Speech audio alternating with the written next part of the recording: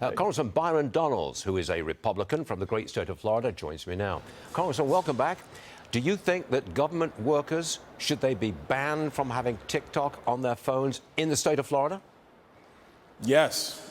It's actually kind of surprising it's taken this long.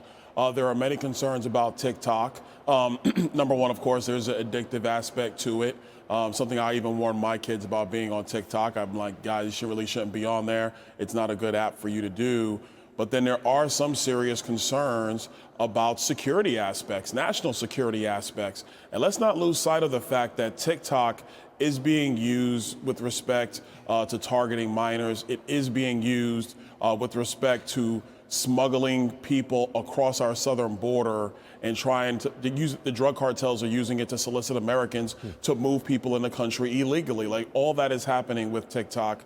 I think that is the first step, and I think there has to be some major questions and investigations about the use of the app. I'm listening carefully here. We've been talking about banning government workers having it on their phones. Are you talking about just getting rid of TikTok completely, banning it, get out of here?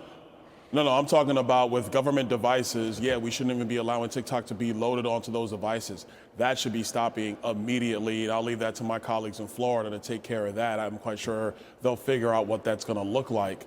On a larger level, there are security and privacy concerns that I have personally with TikTok. And so, look, at the end of the day, how much is the CCP getting access to data of TikTok users? That's always the background question with TikTok, and those need to get answered, and we need to get clarity for that so the American people understand and then make those decisions for themselves as consumers.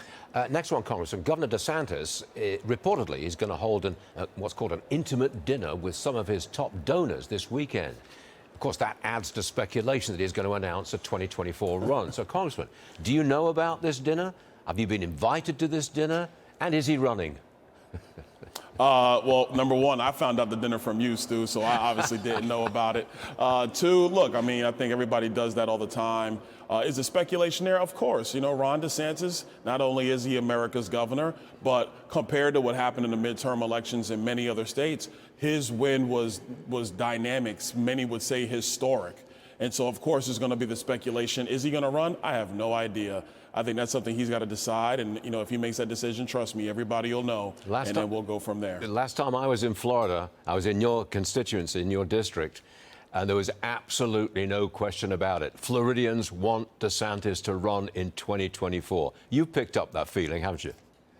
Look, to be blunt now, some do, some don't. Some are like, nah, we don't want to lose him as governor. He's doing a fantastic job. And so, look, at the end of the day, he's going to decide what he wants to do, and then we'll see how the field looks. And, you know, something tells me we'll be talking about it a lot more if he decides to get in. Yeah, I think so.